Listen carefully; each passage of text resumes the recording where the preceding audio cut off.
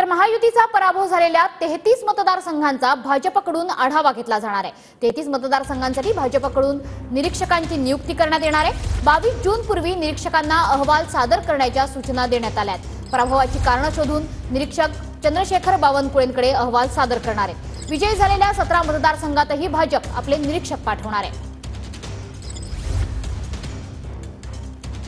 तर कोणत्या मतदारसंघात कोण निरीक्षक असतील ते बघतोय। नांदेडमधून उमेदवार होते प्रतापराव चिखलीकर, निरीक्षक असतील राधाकृष्ण विखे पाटील। बारामतीतून उमेदवार होत्या सुनेत्रा पवार, निरीक्षक असतील मंगलप्रभात लोढा। चंद्रपूरमधून सुधीर मुनगंटीवार उमेदवार होते, निरीक्षक असतील श्रीकांत भारतीय। जालन्यातून उमेदवार होते रावसाहेब दानवे, निरीक्षक असतील चंद्रकांत पाटील। बीडमधून उमेदवार होत्या पंकजा मुंडे, निरीक्षक असतील अनिल बोंडे। रामटेकमधून उमेदवार होते राजू पारवे, निरीक्षक असतील प्रतापराव चिखलीकर। अमरावतीमधून उमेदवार होत्या नवनीत राणा आणि निरीक्षक असतील आशिष देशमुख। वर्ध्यामधून उमेदवार होते रामदास तडस, निरीक्षक असतील प्रवीण दटके। भंडारा गोंदियामधून उमेदवार होते सुनील मेंढे, निरीक्षक असतील रणजित पाटील। यवतमाळ वाशिममधून उमेदवार होत्या राजश्री पाटील, निरीक्षक असतील आकाश फुंडकर।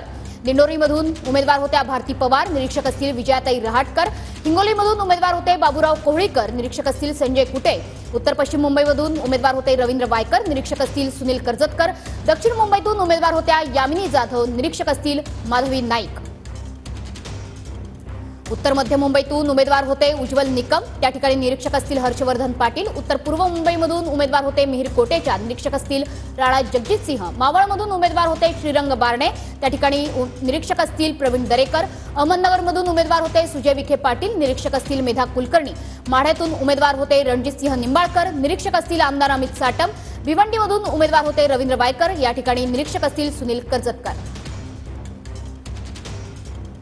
तर निरीक्षक कोणत्या बाबी तपासणार आहे? लोकसभा मतदारसंघात महायुतीमध्ये समन्वय होता की नाही हे निरीक्षक बघतील। भाजपच्या अंतर्गत गटबाजीचा नेमका कुठे कुठे फटका बसला याचीही चाचपणी निरीक्षक करतील।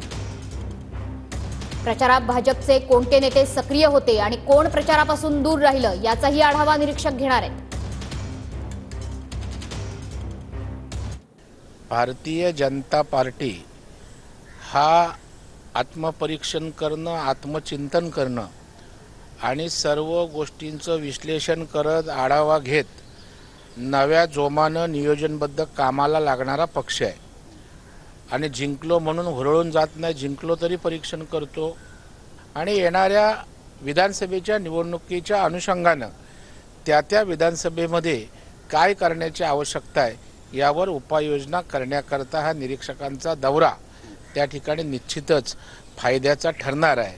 आणि ज्यांनी संघटनेत किंवा महायुतीत चुकीचं काम केलंय त्यांचं सुद्धा वरिष्ठांच्या निदर्शनास आणण्याचं काम त्या ठिकाणी या निमित्तानं होईल।